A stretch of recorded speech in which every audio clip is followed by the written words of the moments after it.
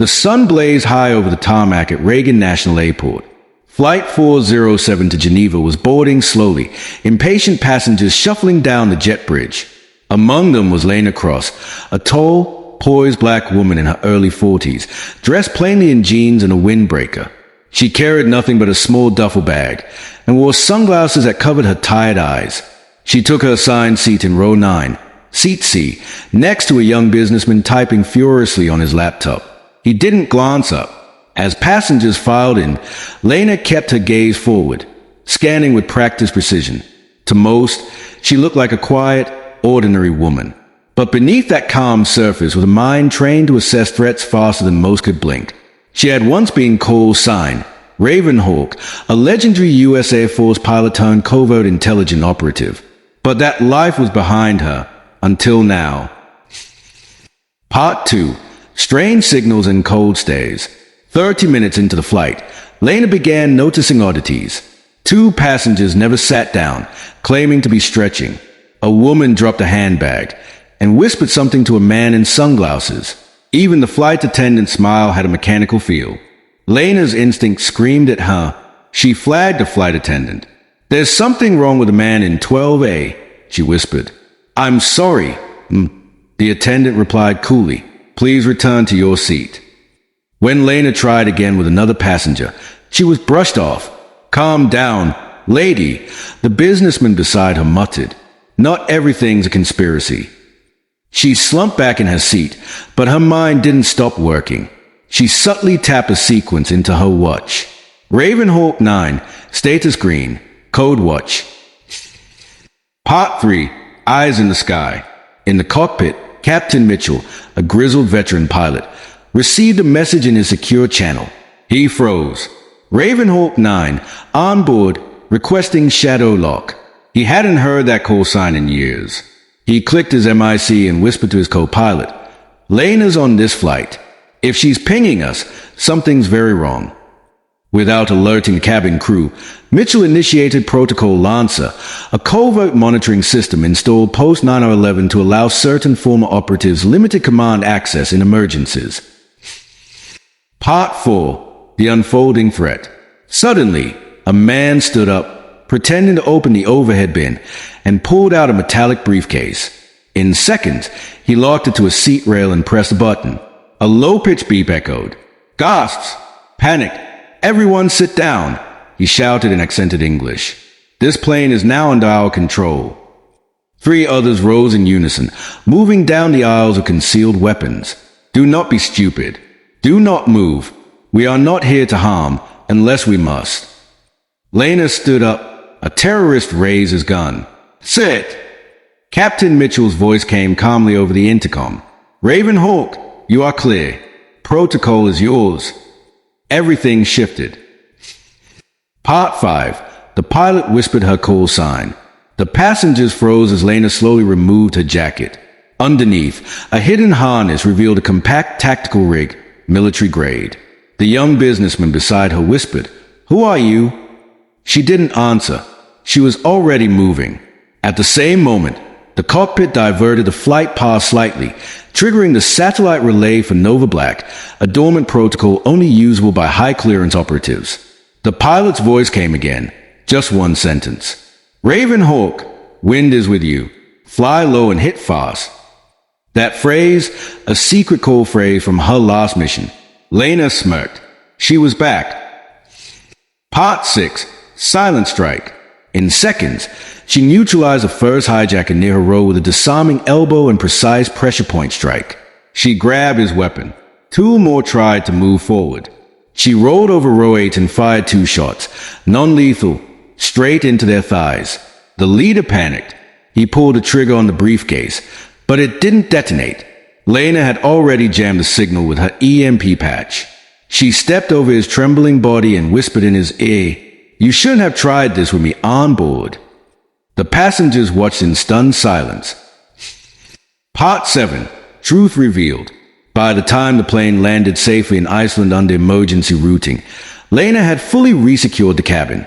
Interpol was waiting on the ground. Reporters were already buzzing, but Lena disappeared into the night, escorted silently by shadow agents. Later that night, the businessman who sat beside her went viral after posting. I sat next to a woman in row 9 I thought was just a quiet passenger. Turns out she was Ravenhawk, and she saved us all. I'll never make that mistake again. Epilogue: The Legend of Row 9. Back in a quiet town in Virginia, Lena walked alone through the woods, back to a quiet cabin far from chaos. The world wouldn't remember her name, but the pilot would, the passengers would, and anyone who ever tried to cross Row 9 again would think twice. The wind howled through the Icelandic night. Snow fell gently on the tarmac where Flight 407 had made its emergency landing. The media clamored behind barriers, helicopters buzzed overhead, and agents in dark coats moved with urgency. Lena stood near the edge of the runway, arms crossed. A man in a long coat approached. Director Vaughn, her old handler from the Defense Intelligence Agency. "It was you, wasn't it?" he said without preamble. "Row 9. I had a feeling." Lena didn't look at him. "I was never off the grid. Vaughn, just quiet. That's what retirement's supposed to be." He chuckled bitterly. "You're the reason those people are alive. No one else saw it coming. No one but you." She finally turned to him. Her eyes were colder than the wind. Because they weren't looking. They never do. People see what they want. A black woman in coats with a worn duffel? Invisible. Unless she's loud. Unless she's angry. But I was watching. He nodded. "The world's different now, Lena. It's worse. And we need you back." Part 9. File Phoenix. The next morning, deep beneath a secure U.S. military compound in Brussels, Lena sat at a steel table as a thick dossier was slid toward her. File Phoenix.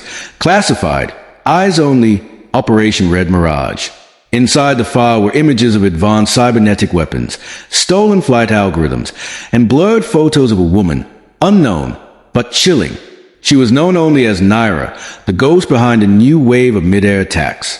She was the one funding the hijackers on Flight 407, Vaughn said, entering the room behind her. But that was just a test.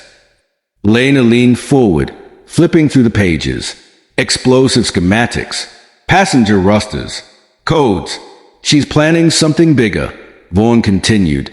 Something global. And you're the only one who's flown against her. "I've never seen her," Lena replied without emotion. "You have. You just don't remember." "Not clearly. She was part of Black Echo, the same covert when you were pulled from after the Helsinki incident. She survived. You did too. The rest didn't." Part 10. Flight Simulation 23B. Later that week, Lena stood in a cold chamber surrounded by massive screens, a full replica of a cockpit recreated from a final mission over Eastern Europe 5 years ago. She sat in the pilot seat. "Begin simulation," she ordered. The sky around her glowed with clouds and static. Gunfire erupted in the distance. Her hands instinctively grasped the controls. A woman's voice whispered through the comms. "You left me behind, Ravenhawk. Now watch what I'll take from you." Lena froze. It was Naira. The trauma came flooding back. The screams, the fire, the split-second decision that led to 4 soldiers dying, a mission classified, and Lena vanishing from the skies. But she steadied herself. "I don't forget my failures," she whispered. "I learn from them." Part 11. The network awakes. Unbeknownst to her, across the globe, Naira activated the network, a chain of sleeper agents embedded within civilian flights, airport control towers, and cargo routes. Her plan was simple.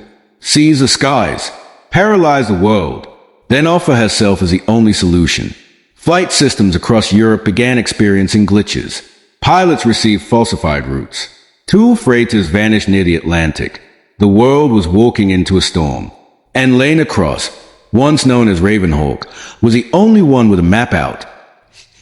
Part 12. Return to the sky. Lena geared up again, but this time it wasn't covert.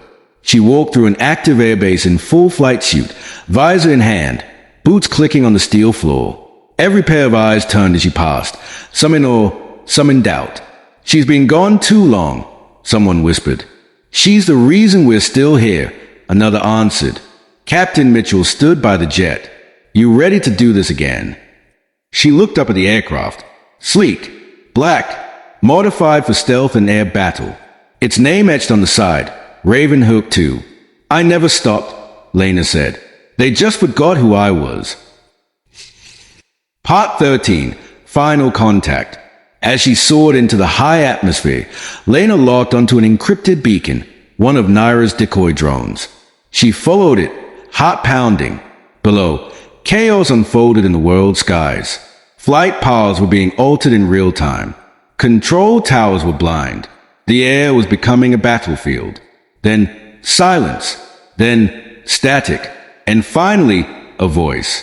"Come find me, Ravenhawk." Lena's eyes narrowed. "I already did." She locked on.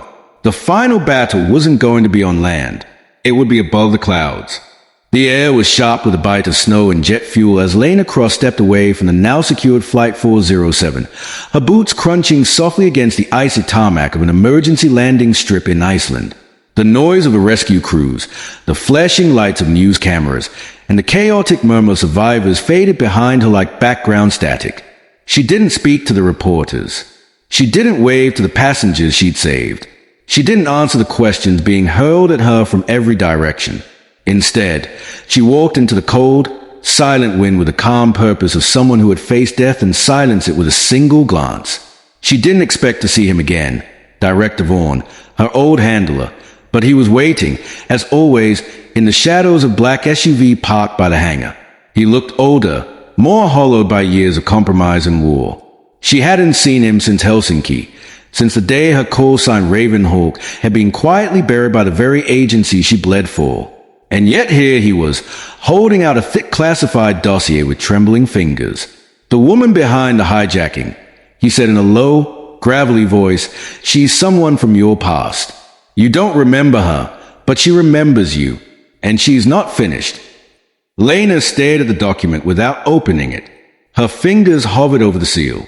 Some doors, once opened, cannot be closed. But she had already stepped through this one the moment she had stood up in row 9. The cold didn't bother her. Not like the silence that followed her everywhere now. The kind of silence that came after choosing to live when others didn't get the chance. She remembered Helsinki. Not in full, but in flashes. A burning sky. A screaming voice over the radio. A woman, Naira, left behind. Abandoned. Presumed dead. But ghosts don't stay dead. Not in Lena's world. And now Naira was orchestrating something far more dangerous than a hijacking. She was building a system, a weapon, that turned airplanes into puppets, pilots into pawns, and the sky into a chessboard only she could command. Within 48 hours, Lena was rerouted to a secure military facility in Belgium. Beneath layers of stone and steel, she found herself in a flight simulation room surrounded by walls of digital sky. She sat down inside the simulated cockpit, slid her fingers over the controls she hadn't touched in years, and shut her eyes. Then she heard it, Naira's voice, leaking through static, whispering like an old wound. "You left me in the smoke, Ravenhawk. Now I'll show the world what it means to vanish." Lena's hands tightened around the yoke. That voice unlocked memories she had buried under training, under pain, under survival. Naira had been brilliant, dangerous, and fearless before she had become something else. Something fractured, something wrathful. Meanwhile, the world began to tremble beneath Naira's plan. Commercial flights were being rerouted by invisible signals. Freight planes disappeared off radars and reappeared empty. Civilian air traffic was disrupted in 5 countries in under 12 hours. Panic spread. Officials claimed technical failures, but Lena knew the pattern. It was a trap. Naira was reshaping the skies into a weaponized domain, and Flight 407 had only been the beginning, a live test of obedience, reaction time, and resistance. In the quiet of her temporary quarters, Lena studied every intercepted message, every code fragment pulled from the hijacker's detonator. She hardly slept. Each piece she reconstructed pointed to a final destination, Waypoint Ember, a classified orbital route only accessible to top-tier military satellites. Lena realized with chilling certainty, Naira didn't just want to control the airspace. She was going for global navigation disruption, something capable of grounding entire militaries, blinding defense systems, and rendering countries vulnerable before they could blink. It would start with one catastrophic demonstration. Lena didn't need a timeline. She could already feel the countdown. They gave her a jet, custom, modified, coded only to her biometrics. The hangar was silent as she approached it. Engineers stepped back, saluting with silent awe. The jet's name gleamed against the steel skin like a forgotten prophecy, Ravenhawk 2. She paused, hand brushing the cold metal, as old instinct awoke inside her like fire through frost. This wasn't just about duty anymore. This was personal. She had buried Nara once, by orders or accident, but now she had to finish what Helsinki had started. The skies, the very freedom to move and connect, were now the battlefield, and Lena had no intention of letting them fall. As she climbed into the cockpit and powered up the engines, her comm crackled. Director Vaughn's voice broke through. Satellite trace confirms an unregistered aircraft accelerating towards southern orbit. It's her. And Lena, she knows you're coming. She didn't answer. She didn't need to. Her reply came in the low, rising growl of the afterburners as Ravenhawk 2 lifted off into the midnight clouds, alone and unshaken. Thousands of feet below, in the dark, the world kept turning, unaware that its fate was about to be written in vapor trails and fire. And high above it all, Ravenhawk was hunting again. The sky stretched wide and silent around her, an endless curtain of silver and shadow. As Ravenhawk 2 cut through the troposphere at Mach 1.8, Lena sat alone in the cockpit, her eyes fixed ahead but her thoughts scattered like ash in the wind. This wasn't just another mission. This wasn't just about duty or country anymore. This was personal, raw, and unresolved, a confrontation years in the making. Inside her helmet, the silence was thick until a soft, pulsing sound echoed through her headset. It wasn't an alert. It was a whisper, a coded transmission, piggybacking on one of the world's top secure aviation channels. She recognized the modulation immediately. Naira. The voice came low, sharp, and unnervingly calm. Still chasing ghosts, Ravenhawk? Still trying to rewrite the mission file that buried us both. Lena didn't respond. Not yet. She let the sound play, steadying her breathing, her fingers poised lightly over the control panel. Below, clouds churned like ghostly waves, and somewhere far beneath them, the planet spun oblivious to the aerial chess game unfolding above its surface. You chose them over me, Naira continued, her voice like a blade sliding across velvet. You flew away, you followed orders, and they wrote medals in your name while I burned in the static. Suddenly, Lena's display lit up. Unregistered object. Approaching fast. High altitude. No call sign. No ID. Cloaked. Lena snapped upright in her seat. Her radar was being jammed. She activated backup visuals, thermal scope, electromagnetic sweep, and there it was. A sleek, black drone, larger than any civilian model, gliding toward her at a deliberate pace. But it wasn't just one. Behind it, like a school of predators rising from the deep, came 7 more. Naira's voice returned, now laced with a cool calmness. This isn't a war, Ravenhawk. It's a reckoning. The drones formed a diamond formation and began circling Ravenhawk 2, analyzing, scanning. One surged forward, then another. Lena twisted the controls hard, dipped beneath the cloud layer, and dropped her altitude by nearly 10,000 feet in a control dive that would have blacked out a lesser pilot. But she wasn't just any pilot. She was Ravenhawk, and the sky had always been her weapon. The drones followed, silent, merciless. She banked sharply, spun out to the east, and began jamming their signal. But they adapted quickly, smarter than any AI she'd ever faced before. That's when it hit her. These weren't just drones. They were piloted, remotely, synchronized, alive, and Naira was behind the controls. Lena leveled out at 35,000 feet, opened her weapons bay, and locked onto the lead drone. But then her HUD flickered, an override warning.